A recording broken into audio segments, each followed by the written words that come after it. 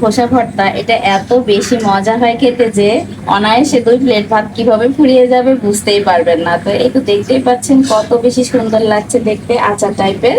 A1 আসসালামু আলাইকুম। চলো আজকে তোমাদের সাথে একটা ইউনিক রেসিপি শেয়ার করি, সেটা হচ্ছে লাউয়ের খোসা ভর্তা। তো আমি হচ্ছে প্রথমে লাউটা কেটে নিয়েছি, এরপরে যে লাউয়ের খোসাগুলো নিয়েছি, আজকে এই খোসাটাকে সিদ্ধ করে বেটে মজাদার একটা ভর্তা করবো। সেটা খোসাগুলো ধুয়ে পানি দিয়ে এটাকে একটু ভাপিয়ে নিবো আর কি, সিদ্ধ করে নিবো। এই তো ফাইনালি এখানে আমার খোসাগুলো সিদ্ধ হয়ে গেছে। আমি এখন এটাকে পাটায় বেটে নেবো, চাইলে ব্লিন্ডারও করা যায়। আমার হাতের কাছে এখন পাটা আছে, তাই আমি পাটায় বেটে নিবো। এটা খুব সিদ্ধ নয়, যেমন সিদ্ধ কর মানে ভাপ দিয়ে আনি কথা। ফাইনালি আমার এখানে লাউয়ের খোসা বাটা হয়ে গেছে, মনে হচ্ছে অলরেডি এখানে ভর্তা করা হয়ে গেছে। দেখতে এত বেশি সুন্দর লাগছে, আর এটা খেতে কিন্তু অনেক বেশি টেস্টি হয় এই খোসা ভর্তাটা।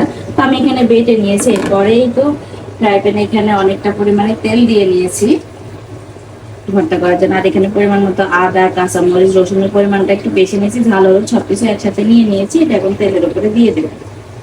আমি এখানে থেতো করে রেখেছি, এটা তেলের উপরে দিয়ে দেবো। রসুন ছাড়াটা আগে দিলে একটু ঘ্রাণটা বেশি করবে। রসুনের পরিমাণ যত বেশি দেওয়া যাবে তত কিন্তু টেস্টি লাগবে, মানে যে রসুনের ঘ্রাণটা অনেক বেশি ভালো লাগে। তাই এটা একটু হতে থাকবে, ব্রাউন কালার হয়ে আসলে তখন আমি মশলাগুলো দিয়ে দেবো।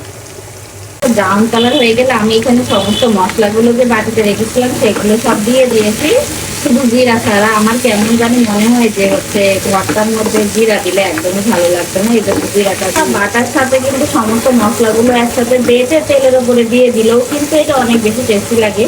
তো আমি হচ্ছে মশলাগুলো যেহেতু ব্লেন্ডার করা ছিল বলে আমি এরা একসাথে বাটি নাই, এই জন্য এভাবে আলাদা আলাদা করে কষিয়ে নিচ্ছি। আর এটা যদি শুধু তেলের উপরে এমনি মশলা দিয়ে একসাথে বেটে দিয়ে দেওয়া হয় ওটাও কিন্তু মজা লাগে, দেওয়াই যায়, কোনো অসুবিধা হয় না। মশলাটা এখানে কিন্তু ভাজা হয়ে গেছে, লাগা হয়ে গেছে। এখন আমি এখানে দিয়ে দেবো খোসা বাটাটা,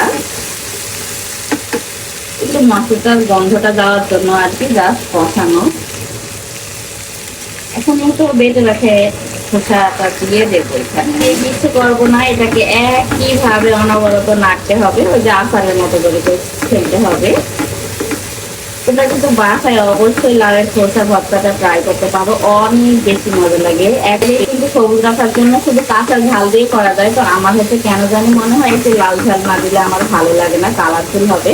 তো আমি এই জন্য এখানে শুকনা ঝালও হচ্ছে অ্যাড করেছি। প্রায় তেল ছাড়া ছাড়া হয়ে গেছে, আমার প্রায় হয়ে আসছে। আর এত সুন্দর ঘ্রাণ বেরোচ্ছে না, মনে হচ্ছে এখনই খেয়ে নিই। এটা সাধারণ জিনিস, আসলে খেতে কিন্তু অসাধারণ লাগে কিছু কিছু খাবার।